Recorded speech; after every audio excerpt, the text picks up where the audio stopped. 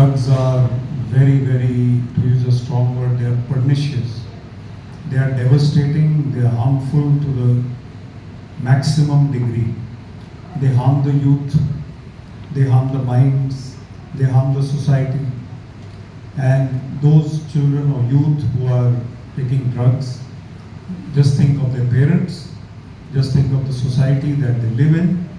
And drugs reduce the amount of willpower which a person has to zero. Because addiction is the opposite of willpower. When somebody has a complete addiction to alcohol or drugs, he or she has no willpower to stop herself or himself in taking that. Now drugs, they make the youth or anybody who's taking drugs live in an imaginary, virtual world which is totally cut off from reality. Those students who are into reading or sports, they will be able to handle the temptation to go to drugs much better. Reading is actually a very calming activity. When we read books of our interest, then we learn, we grow, we are calmed in this very restless era, very fast-paced era. When we have a book in hand, we cannot fast forward that book. Sometimes we listen to audiobooks, we can fast forward those.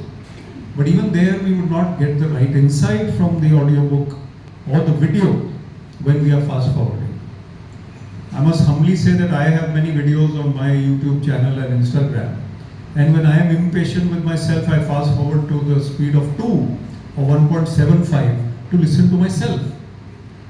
But it's not the same thing as a direct physical interaction with someone. A video is not the same thing as meeting someone one-to-one. And when you have a book in hand, it is like meeting someone one-to-one. And you're learning so much all the time. Now these gems of wisdom, I was going through the quotes. They are distilled from the best, greatest quotes of all time. Some of them are also very humorous. So can I read a couple of them out without your permission, sir? So one of them is, I've lost the page somewhere, but what it says is, marriage is a bond between two people who know how to forgive. Forgiveness. And it is also a bond with one person who does not remember the anniversary and the other person who always remembers the anniversary. So somehow these bonds, they work, and most of them, of course. But greater quotes are from Albert Einstein. Education is not only about information, it's about knowledge. It's about living the example. So the greatest example we can prove to be is to be a role model. And that is what Dr. Rajinder Singh ji has exemplified. And I would say if the students in this hall, the teachers, the whole institutions can follow a role model kind of concept where everybody tries to and strives to be the example for others to follow. So it's not what we say, but what we are, how we are that matters. So there are many role models in this hall also, I must say. Many of them senior distinguished people here. I don't want to name too many of them, but I know Mr. and Mrs. Dharamveer are here. They're not very prominently visible, but they're here. Colonel Chima is here. There are people whom I know very personally. Hardeep Singh Chandpuri is here. Ritu Nag is there. There are so many people from the organization, so many devoted souls. So we have to be the role model. And one compliment I must give, or one fact I must state, look at the humility of the author. Look at the humility, the humbleness, the way he carries himself, and the way he came up, the smile, it is genuine.